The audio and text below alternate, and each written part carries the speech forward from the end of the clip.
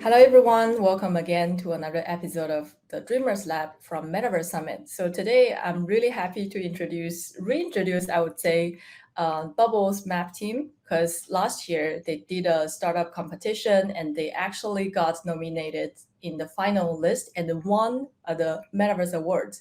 So that was, according to Nick, the very first pitch from the company. And today they've raised 3 million, right? So it's a very successful first raise, very early stage startup, but with great potential. So I also want to use the opportunity to get to know more behind the scenes story from the co-founders here. And maybe we can start with, separately self introduction and also introducing how you guys met each other and then created this wonderful startup. Of course, sounds good. Sure thing. So my name is Nick. I'm the co-founder and CEO of Bubblemaps, which is a brand new vision for on-chain data. I'll get into the specifics later on what the tool is and what was the purpose of this product. But yeah, as you said, it was quite a journey to get there. It's been 2 years since we launched Bubblemaps, and 1 year ago was our very first pitch. Because at some point in the journey of the company, we decided to fundraise. And I remember that time I was quite anxious about the idea of getting on stage. That was my very first pitch. And since then we've pitched maybe 30, 40 times on Oh, we've stage. done it quite a few times now, but it was such a great introduction pitching at Metaverse Summits to begin with. It was very good. Absolutely. That was a great introduction, to say the least. And today we just announced, or last week, but Yeah. we just announced our fundraising of 3 million euros. And we have the blessings to be surrounded by incredible investors from the crypto space, alongside some blockchains who joined us, some on-chain analysts, some media. So we have an incredible bunch of investors who joined the family, and I think it's the beginning of great things. Oh, yes. How about yourself? Well, it's been a wild journey to say the least. I mean, the last 2 years has been very compact, full with pitching, filled with like partnerships that we could never have imagined. And it all kind of began with Metaverse Summit pitching there to begin with. What an experience! And kind of developing our skills on stage and how we present ourselves, and how we speak about the tool and the product and the different upgrades that we've announced. But yeah, for me personally, it's been a wild ride. I mean, being the marketer and one of the co-founders, it's just been incredible. And I didn't say my name. My name is Cameron, by the way, one of the co-founders. And how we met, to answer your Oh, yes, question. yes. So that was 3 years ago. Mm. Obviously, before Bubble Maps, we were involved into crypto in different areas. And we actually met on Telegram. So Yeah, Telegram yeah. being the social media of crypto, I think, with Twitter. And we met on Telegram and we started to develop a friendship. But the funny part is that he never saw my face until like 6 months after we started to talk. And he was doxxed from the very beginning, so he was public. I was not, because I wanted to have a degree of privacy for many reasons. And at some point, because we became friends, I was like, you know what? Come and join us in Paris. Let's start working together, like more physically, and just like grinding together and to push Bubble Maps to the limits. And I gave him a meeting at the Louvre in Paris, and he didn't know me at all. He didn't know what I was looking like. So that I've was taken a huge risk here. I mean, true. I'm leaving my home country, coming to Paris without even knowing this guy, not knowing if his real name is Nick at all, or like any background or anything like that. And I just sort of get on a flight and go over to Paris and meet him at the Louvre. And yeah, that was quite the experience. I was just standing there looking at him. Yeah, And yeah. he didn't know who I was in this crowd of people. That was insane. I was in misery. I was just there, and you were like, look behind you. I was like, I was all scared. I was like little boy, and yeah, I was a bit worried about who I was going to meet and who I was going to see. And all of a sudden, I see this person, and I can hear the voice, and then I'm finally seeing the face, and I'm putting it together. And his avatar used to be this cowboy with long hair and a big bushy beard. Look at my hat, just at the top Yeah, here. you're wearing that cowboy hat, weren't you? Yes. Bought specifically for this Exactly. this event. And yeah, I saw him, and it was very weird to kind of see this alive, real person and match the voice to the face. It was very cool, but it was the start of a prolonged friendship. Starting from there, really, it was a really good experience. That's making Paris not only the love city, but also co-founders, matchmaking city. Yep. So it's a Oh yeah. great advertising for Paris tourism office, also like innovation department, I guess. So yeah, hopefully you are enjoying this journey to Paris and also the startup journey. As you guys mentioned, so you guys started building the team. Maybe we can look back in time. What's the specific timeline? Like, and also maybe emotionally, and also business wise, with the market going up and down. Anything changed? How did you also overcome those challenges? What are the key milestones in your this wonderful story? That's a very interesting question, and I guess it relates to how Bubblemaps became Bubblemaps. Because when we started this journey, Bubblemaps obviously was not the first product we made. So if I may go back in time slightly so we understand the context, I created two companies in crypto. The first one was called Cryptonavia with the current CTO of Bubblemaps and another friend. And it lasted for 2 years, from 2018 to 2020. And I was a young graduate at the time. I didn't have much experience in crypto. So this failed quite miserably. Because I must say. you were missing a key component, and True. that would be myself The and the other CMO. members as well. Yes, I think sir. you needed to expand and have more people around you. I think you learned quite a lot in that venture, I do believe. True. But I think there was missing a little key component potentially. And one thing that I learned through Cryptonavia, and it was a key component missing indeed, is crypto is all about attention economy. It's a game of attention. So if you manage to get people, if you manage to get reach and visibility, this is how you can successfully turn this into a successful crypto business. And from this experience, when we launched Bubblemaps, we made things completely differently from Cryptonavia. So Cryptonavia, just for the record, was an off-chain analytical tool. So we were gathering information from all across the crypto space, like social media feeds, the sentiment on social media, the GitHub activity of all the coins back then, and gathering all this information in a dashboard. So it was already paving the way for on-chain data analytics. I think it was ahead of its time more than anything. I think you implemented some things that some platforms now have to this day. I mean, it was in 2018, you said, and I think this was before BNB Chain, before like DeFi really kicked off and was very present. But yeah, it was ahead of its time, I think. But you did learn quite a bit, and then from that, you did establish what we're doing now. Bubblemaps. Bubblemaps, yeah. And Bubblemaps, I like to say, it's the kind of the infant of Cryptonavia to a degree, but doing the complete opposite. Meaning, with Cryptonavia, we spent a year implementing Cryptonavia before releasing the MVP. With Bubblemaps, 2 weeks, and an MVP was live. Because we understood that with crypto, you need to move along with your community and listen to your community feedback and iterate from these feedbacks. With Bubblemaps, we have a very clear value proposition, very clear, very straightforward. Everybody understands. With Cryptonavia, it was a bit of a diffused, a bit of even confusing value proposition because it's a data aggregator. So that was a bit harder to sell. But most importantly, with Cryptonavia, we were a bit shy with social media. So we had a LinkedIn, but that was it. You just had a LinkedIn? We just had a LinkedIn. You didn't have a Twitter anymore? Not Twitter. Really? Not Twitter. Wow. And with Bubblemaps, we immediately jumped into the battle for attention. So what does it mean is understood intimately how to create virality, how to create interesting, compelling stories, how to make sure that people are going to engage. It means knowing how to deliver the message with a degree of humor, being a bit provocative sometimes, like not being afraid of taking a political stand and choosing your battles. So that's all this that we've understood because Cryptonavia didn't work out as we expected, and we adjusted some parameters, and Bubblemaps became Bubblemaps.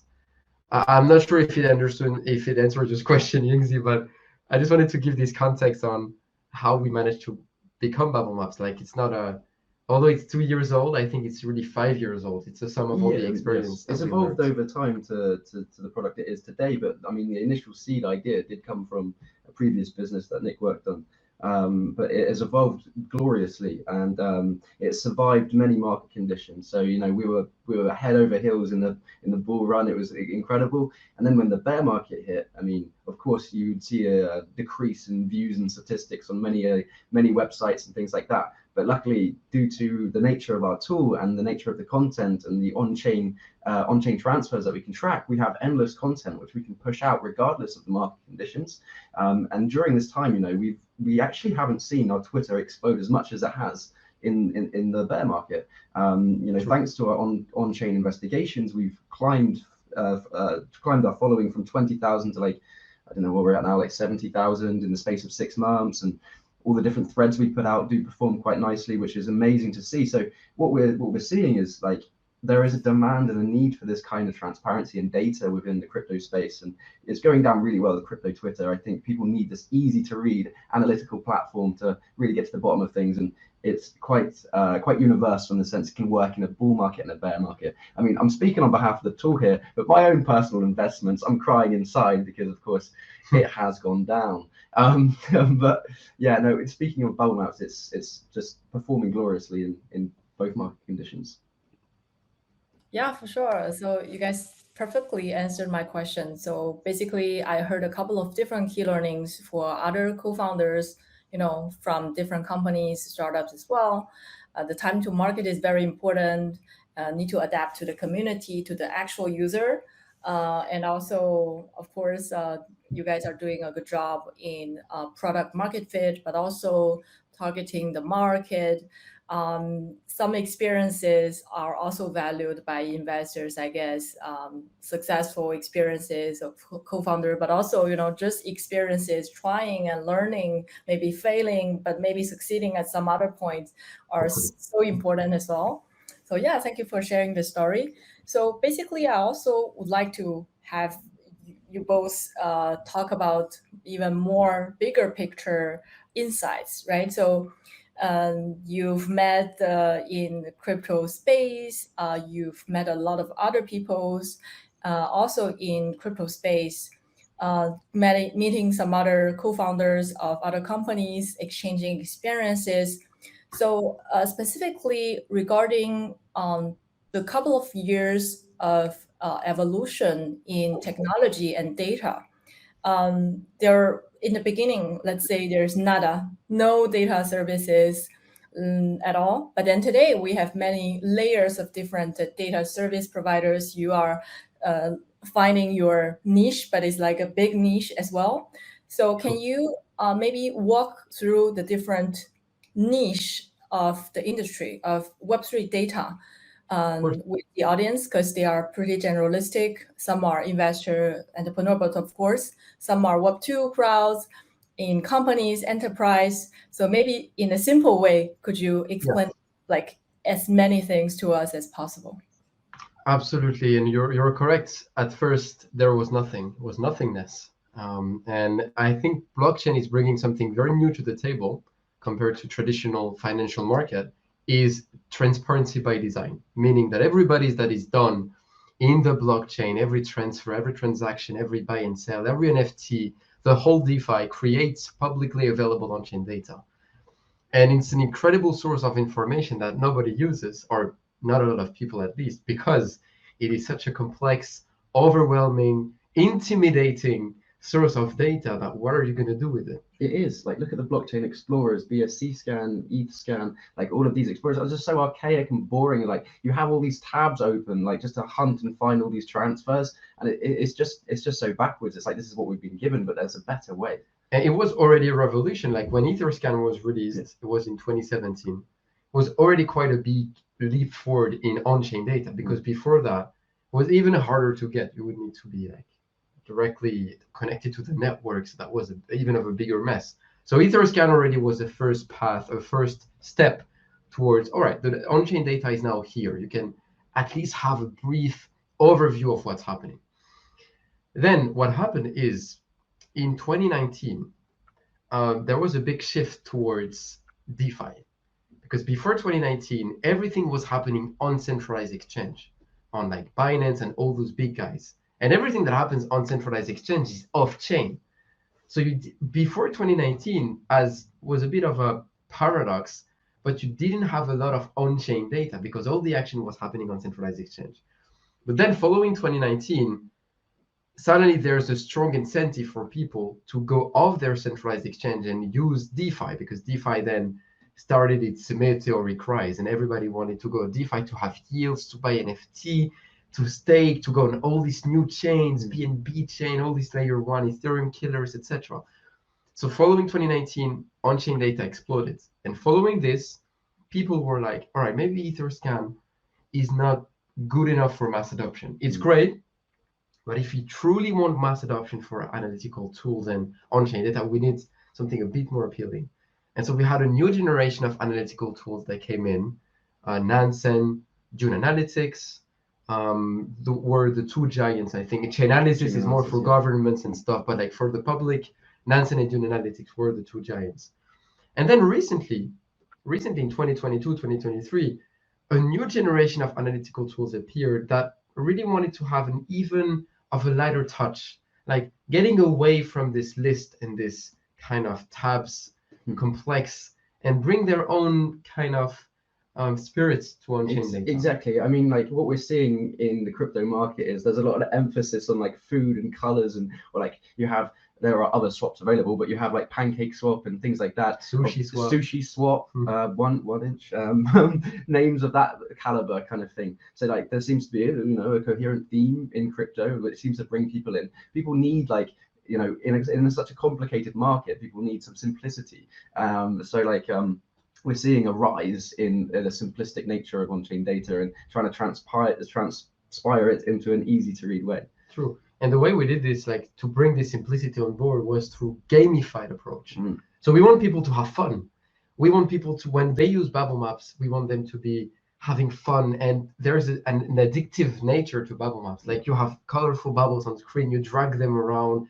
And we have a lot of people that don't necessarily master on-chain data, but they connect to Bubblemaps. They have so much fun. They just want to learn what Bubblemaps is and how to use this to leverage and enhance your trading. Yeah. And if you're going to get rugged, you may as well have fun. So you can search if there's been any unsavory transfers, and at the same time have fun and move some bubbles around the screen and all of that. And it sounds simplistic what we're saying, but actually Bubblemaps really brought some fresh air to on-chain data, because suddenly it's not a black screen with complex lines and like spreadsheets open. Suddenly it sounds like your traditional, very user-friendly Web2 tools that you didn't find in crypto. And that's why like we've managed to convince so many people to join us. That's why we've had this fundraising, is because of the very playful nature of Bubblemaps, and also because our on-chain investigations, they are very powerful and compelling, and they're based on Bubblemaps, which is a very simplistic tool and very easy to understand tool. So even with this easy to understand tool, we managed to have super powerful investigation. That's the secret sauce of Bubblemaps. That's amazing. Yeah, so you guys have definitely a lot of knowledge around the Web3 space and the data, the infrastructure, availability, visualization, of course. So maybe can we pick your minds around the mapping of the whole ecosystem? Let's say from my observation, since pretty recently, like a couple of years, there has been a lot of university courses around data visualization. Data visualizer become kind of like a new job in Web2 space since maybe the last 10 years max. Maybe you can also share with us some of your observation around the difference between the Web2 data visualization and the Web3 way. Is it like more around sourcing? What are the differences of specific operational job? Is the same methodology of data analytics or data architecture, or the job genre are going to be different, and the job market in general has to adapt as well? I think that Web3 is replicating Web2 a lot more than we realize. Like we see these times and times again with governance token, with those financial promises that are supposed to be unique, but actually replicating Web2 to a degree. And I think that's true with analytical platforms and analytical tools. Honestly, I can see that like in the analytical platforms like Arcam and DeFi Llama and Bubblemaps, we're slowly getting to the level of what Web2 platforms have to offer to traditional financial markets, meaning a strong emphasis on visualization, being very thorough in the data that you provide. So not only on-chain data, but also off-chain data, what's happening on social media, etc. There are many platforms that try to become the Bloomberg of crypto with varying results, of course. But yeah, I think it's super interesting how the better trader in Web3 are actually Web2 traders. They're the one coming from the traditional financial market who are performing very well in Web3, and because they are accustomed and they're familiar with those kind of financial products, derivative, margin-based product, etc.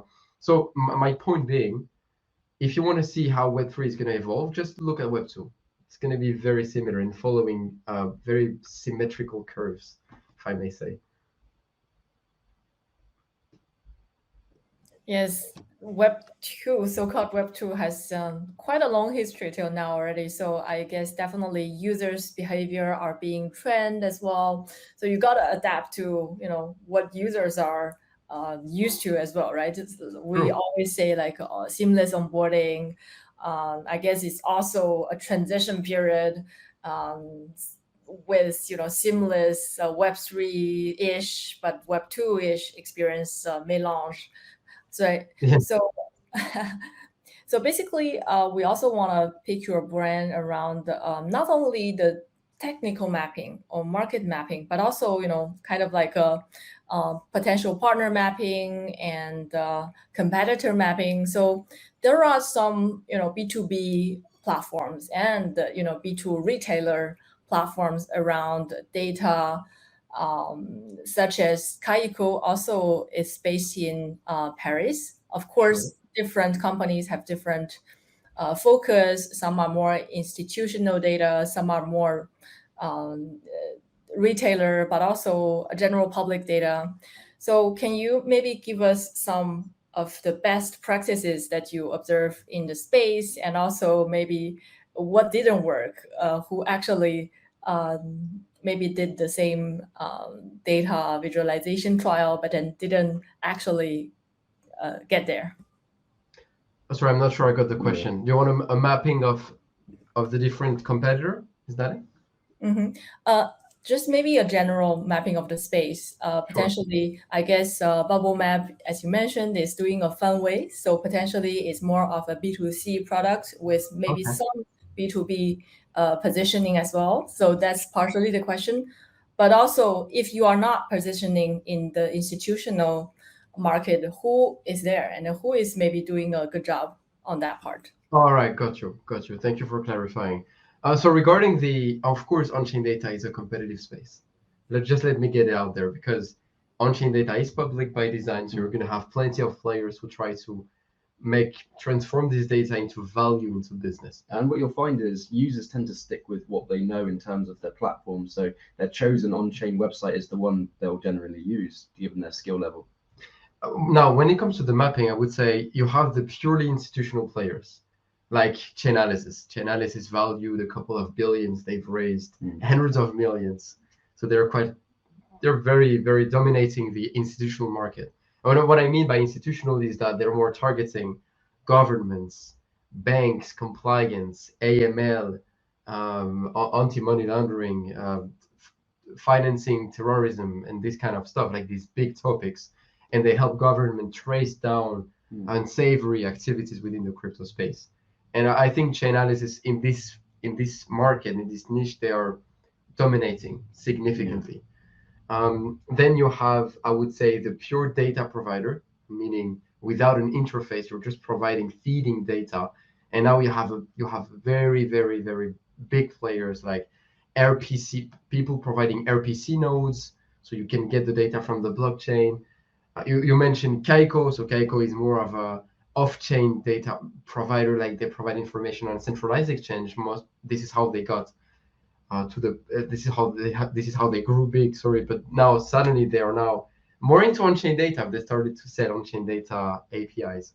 So they're more into APIs. There's no interface for Keiko. And then you have more of the B2C, I would say B2C providers of on-chain data providers like Bubblemaps for B2C. There is also Arkham, who's more of a B2C for now. They have a good retail audience. DeFi Llama as well, very DeFi centric. And then you have more of a hybrid platforms like Nansen. Nansen is a bit B2C, but I know they're also working for big VCs, and they're working for like large projects like Arbitrum.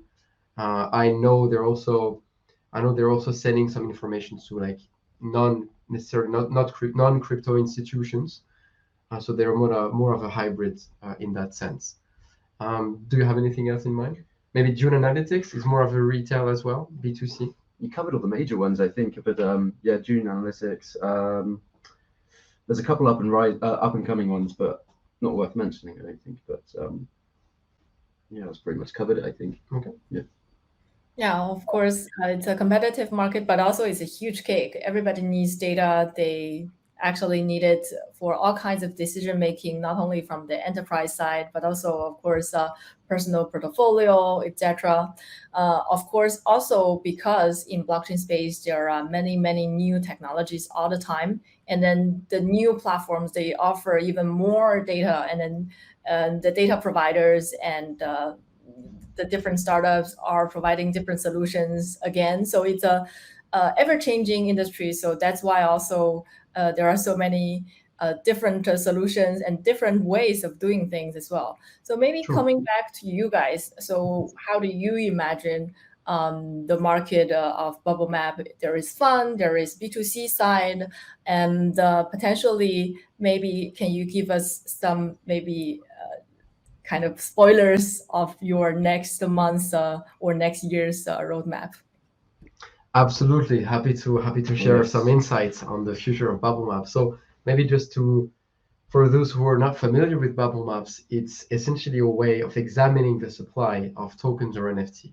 So if you look at the bubble map of a token, you're going to see holders as bubbles on screen. And if the bubbles are connected, it means the wallets send each other funds, either Ethereum or USDC or USDT or the token itself. And it's a way of mapping the holders and understanding who knows who in the backstage. And essentially by examining the shapes that you see on screen and the amount that are being sent and the transaction frequency, etc., you can see behind the scenes and understand, all right, those are the VCs. This is the team wallet. This is what's trading. This is marketing payments, etc. So you can see through a token distribution in real time. It is a very fascinating tool. And we have three main features that are coming. And the first one is called codename Big Bang. Big Bang is a very interesting concept, and I as a trader can't wait for it to be live. So imagine seeing the very inception of a token and its bubble map being on screen. So it starts off with 100% of the supply, so just one big bubble on screen, and then you can have an interactive slider almost at the bottom of the screen, or an interactive video where it will play it from the very beginning. And then over time, you can see what VCs were involved. Then comes the pre-sale, the private sale, and just how the little bubbles kind of like go to their little holders and how they're all connected. And then before you make an investment, you can then see, are those VCs still holding? What's it looking like at the present day?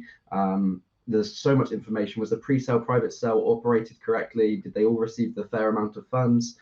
So a very comprehensive analytical way of looking at a token before you make an investment, or if you're invested into it, you can then keep up with anything that's happened over the span of years, basically. So it's going to be really exciting to take a look into like projects that were like launched in 2018, 2019, and how they've evolved. Like a 1 inch, like Uniswap, like all these OG Ethereum kind of projects. You can like rewind it and take a nice little look at it. And as well as like new projects, I think it's just equally as important that all these projects are held accountable for all their transfers, and it has to be explainable. And if we rewind the tape to the very beginning, and we can see an obscure pre-sale, obscure private sale, not good at all. Not good. And like VCs as well,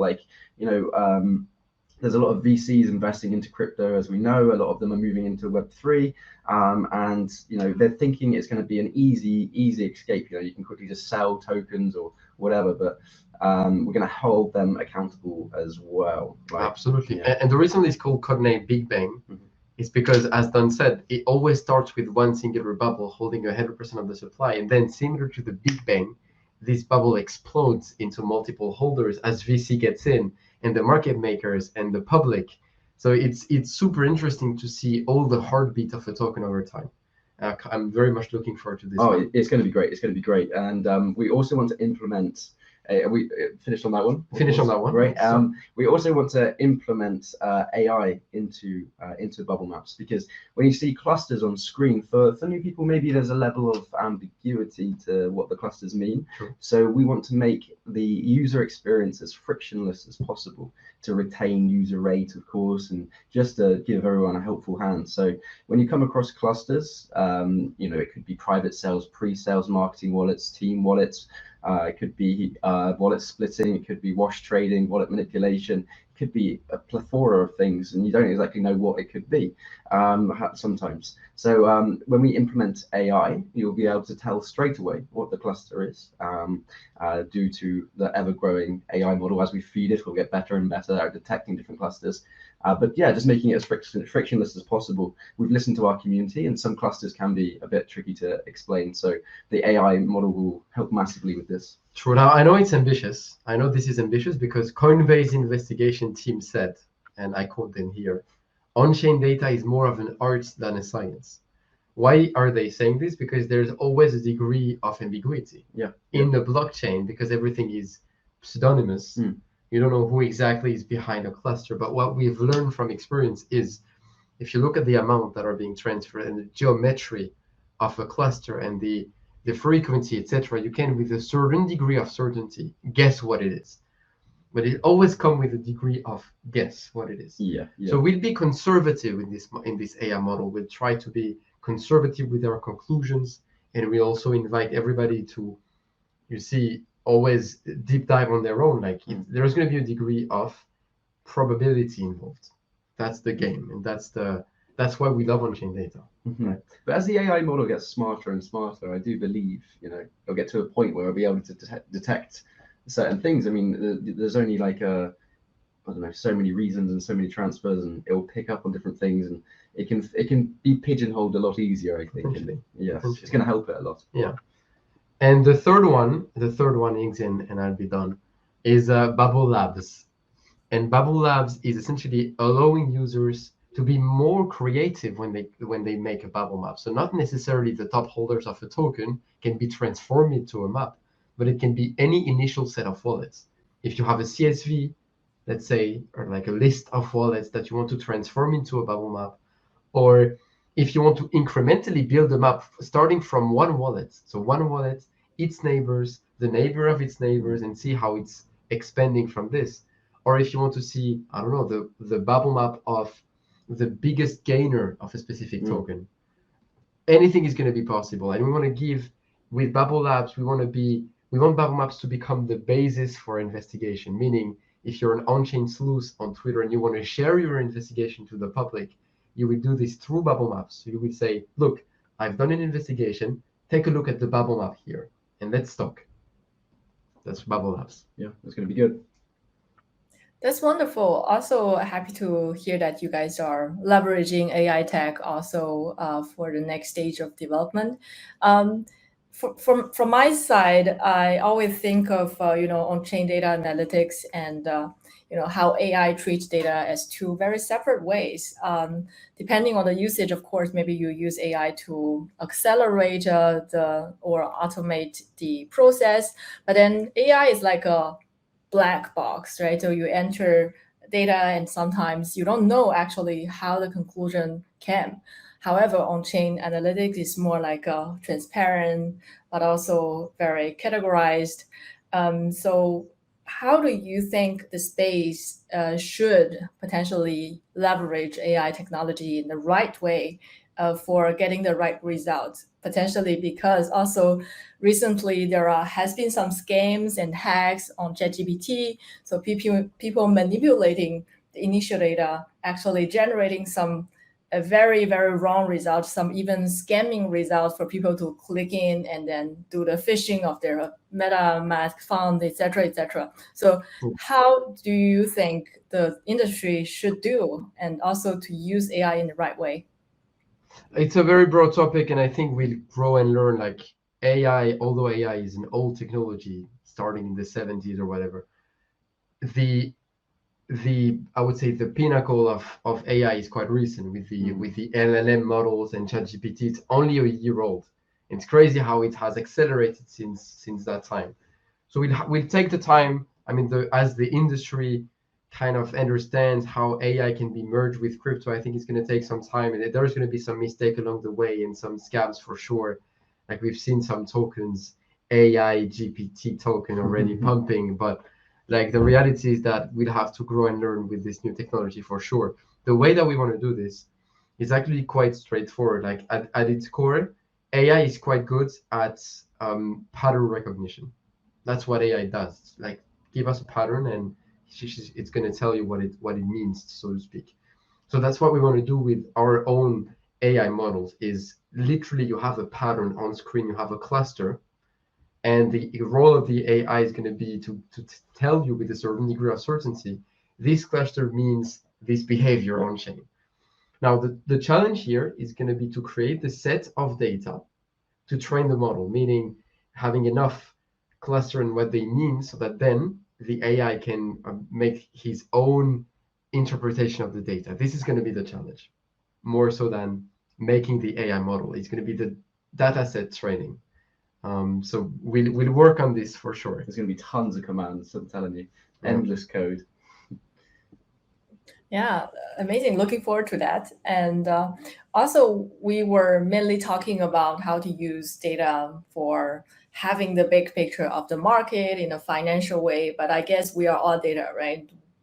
Me talking to you, I guess this voice and this video, of course, is this file that we are going to export and share.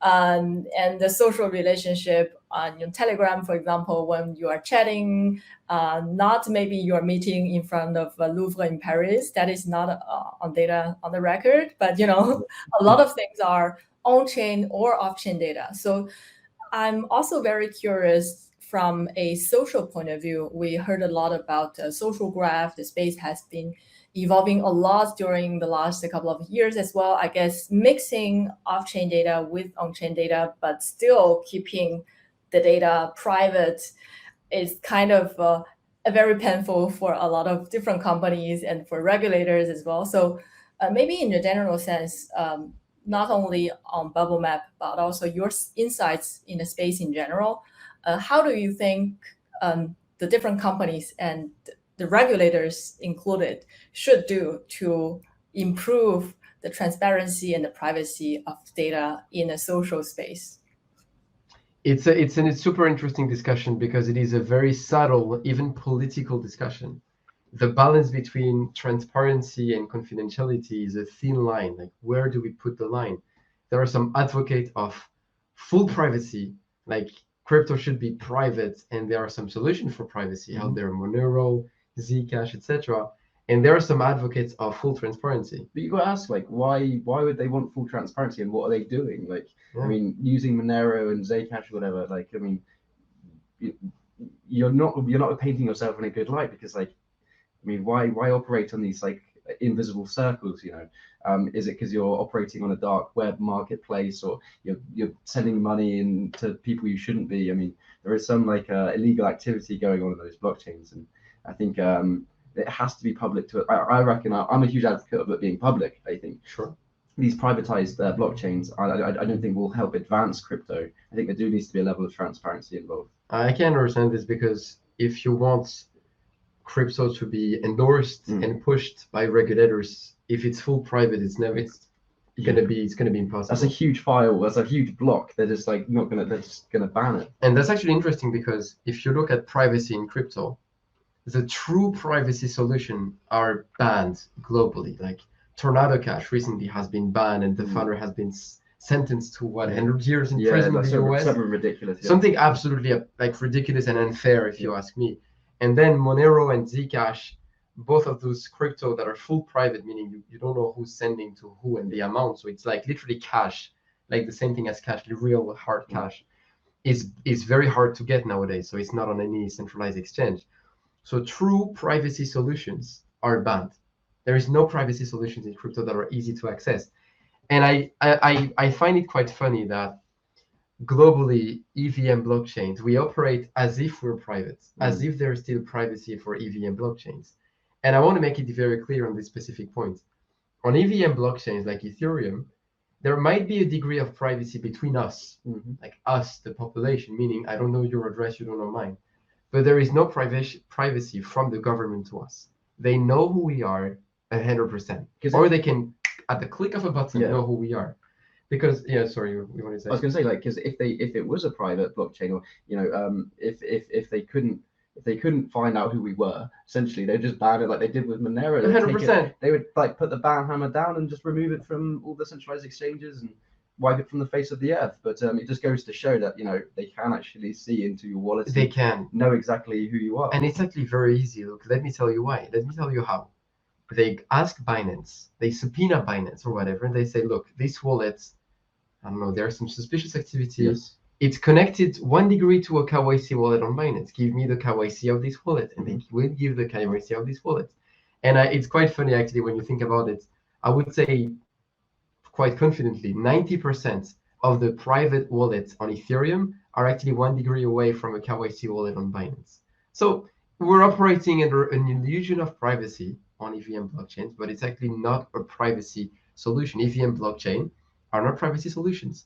They're they're good for sovereignty, for cross-border payments, for transparency, but not for privacy. And I think that's a reminder that we need to maybe be more frequent. It's a reminder that many people say because they are so confident that they are out of the grid and they can do anything they want. No, you cannot. If you want privacy, think about it twice. Like, do something else. I think people are like very, very quick to make transfers and operate on decentralized finance and just send money around, but they don't realize like every single transfer is trackable and like you just need to be very careful about where you send your tokens, your Ethereum. You just gotta really knuckle down with it.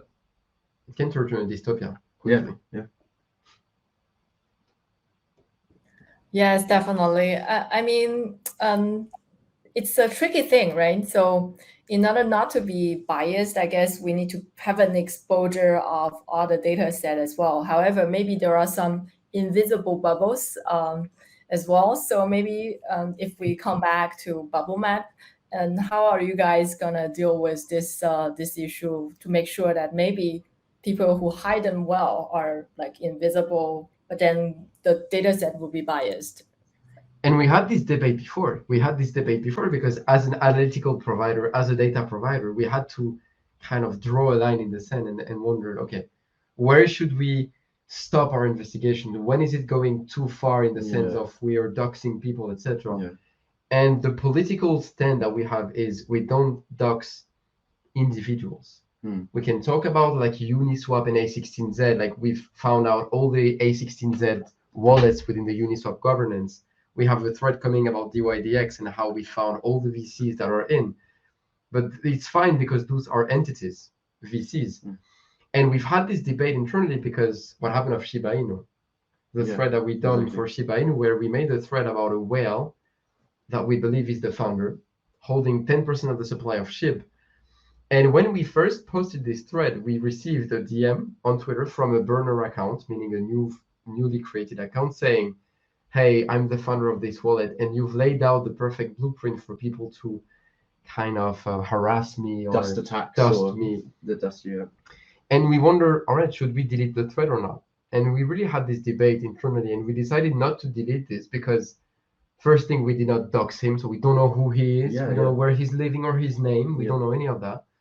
But most importantly, he became an entity. When you have 10% of a token worth billions, whether you like it or not, you're an entity now, my friend. Yeah. It's the downside of becoming a billionaire, I suppose, overnight. It's like you're going to be exposed, you're going to be looked at, and you're going to be examined. And it's kind of an ongoing story because recently, following this thread, he started to split his wallet into even thinner bubbles, kind of trying to hide even more. And we posted another thread about him like 3 days ago. Trying to evade bubble maps, because essentially you can only view the top 150 wallets. We've done it that way because, I mean, the top 150 are the most juiciest with the most supply or the most monetary value. But what they did is intentionally split it so that the wallets would just be below 150. So it was like 151, 152, very calculated. And then all we had to do is just flip a switch and showcase the top 300. Hey, there it is. Easy, there we go. And yeah, this is trying to hide all of the amounts that they had, intentionally trying to hide from the blockchain and hide from us. But we found it. And it's a game of cat and mouse. And Iggy, I want to answer your question when you said like if people they go through, they can hide, have phantom bubbles, etc. Yes, like Bubblemaps will never do better than the blockchain itself. Meaning that if you send your funds to Binance and then from Binance to another wallet, we don't have this information because the blockchain doesn't know who's like what's happening on Binance. What's happening on Binance is off chain. So there are some ways of breaking connections on the blockchain. Binance is one of them, but again, the government can know what's happening on Binance if they asked. And then Tornado Cash and mixers, etc., they're banned. So it's not like it's so easy to hide your tracks on crypto. It's actually it's you're giving them away to someone else. Let's say if you're not giving them to the blockchain, you're giving them to Binance. And pick your poisons. Who do you want to be public to? Indeed, and there are so many different layers of challenges and issues. Of course, no one-man army or one startup army can solve the whole societal and the political and technological issue, right? But then I guess we're all doing our parts about trying to solve something. And funny enough, I remember in the first stage of data visualization, and the very obvious use case was citizen journalism, right? A lot of people are writing different articles revealing different scandals or kind of shedding lights in the parts that were in the shadow before, kind of like a WikiLeaks as well. So in a storytelling point of view, how do you think this will evolve? How do you think Bubblemaps going to evolve? People are going to tell which kind of story, you think? I love what you said about citizen journalism. I think it is exactly what crypto is all about. Because obviously on-chain data is quite hard to understand from the purely newcomer's perspective. And you're going to have these figures of authority like ZachXBT who provide a lot of clarity in many, many different areas. And obviously he's become quite of a political figure, ZachXBT. And he's made some very big enemies, but I respect him a lot. I think he's doing some important things. Well, he got sued not so long ago, didn't he? By Mackie Big Brother, yeah. Yeah, Mackie Big Brother, and he had to like raise several million, and the feedback from crypto Twitter was incredible. Like he hit the target very nicely. So he's doing God's work, really. He is. But citizen journalism is important. I think like with Bubblemaps, what we're doing essentially is we're making this even easier to do. And I know for a fact that many analysts use now Bubblemaps because one, it is very powerful to perform investigation, but second, it is also very easy to create content with Bubblemaps. So for them, it's a double win. They grow their brand, they increase their branding because they have nice investigations, but also it's easy to share and easy to understand. So people that reads actually understand what they are saying, what they're talking about, and that's how we managed to kind of become popular, is through this network of analysts that we've onboarded, and it has been working fantastically. And also, I think the future the future for this kind of citizen journalism is going to be, in a sense, we don't want to have too many figure of authorities in crypto. Like we want more decentralization. We've seen what happens historically with influencers and them just kind of just selling you something that you don't want, and I don't know, just like rug pulling and just being very unsavory within the space. And we don't need that because, you know, the media likes to attach onto the worst parts of crypto to stop you from investing, to stop you looking at the technology and the revolutionary aspect behind it. With all the scams that are happening from these influencers who have got large followings and things, it's just giving crypto a bad name. So we want to minimize that. And with citizen journalism and people making their own on-chain on-chain tweets and things like that. It's really giving the power to the people, and on-chain data doesn't lie, analytics doesn't lie, and it's all about telling the truth in a space which is decentralized and almost like the Wild West. So bringing more transparency. Yeah, for sure. Maybe the next stage will be we can use this simple to understand data visualization also to explain to our grandparents, what's specifically happening, making some also stories for the kids. Yeah, you're correct. Like with Bubblemaps, sure, it's on-chain data, but most importantly, we want to tell stories. We're not there with boring, underwhelming spreadsheet explaining what's happening. Like on-chain data always needs to serve a narrative. Yes. And like you have to go to the listeners today, please go to our Twitter and have a read. You'll have fun. You'll go through our Twitter, you'll literally have fun looking at some of the stories we've posted and the kind of the thriller aspect to it. Like there are some things that are super unexpected that happens, some tears and blood. And like traditional journalism is I think quite interesting because it relates to the people and they can see from their own personal life. Like they can resonate with the story. Especially if you're invested in any of these tokens, it's like a good time to like look through this Twitter feed and see if you're invested into SHIB. There's some things you need to know, like Gala and DYDX and things like that. Gala is a perfect example. Yes. Gala. So just 1 minute. Gala, the two founders are suing each other, and we've seen it's a bloodbath. Literally, like we're talking hundreds of millions being stolen. It's a big mess, and the two co-founders, because they've attacked each other, there was 2 lawsuits that were posted on Twitter, 200 pages of legal documents, intricate. Nobody understood what was happening. And it turned out that these 200 pages of lawsuits could be easily understood with one bubble map. That's the beauty of it. And through the bubble map, we told the story of how they turned against each other, how they stole from each other, how they stole the company wallets, how the other founder created a Gala V2 so that Gala, the other founder of Gala V1, was deprived from its token. Like the whole story could be summarized in one bubble map. That was wonderful. It's extremely messy though. Like founders going against each other like that is just it's just a horrible thing to see, to witness happening. And yeah, it was such a bad decline of a promising project. That's absolutely fabulous. So we can definitely imagine a lot of content could be created using the tool of Bubblemaps. I guess you guys are going to continue talking about different stories, reliving different behind the scene stories, because we as human, I guess we have all kinds of dramas, but then data can reveal some part of the truth behind.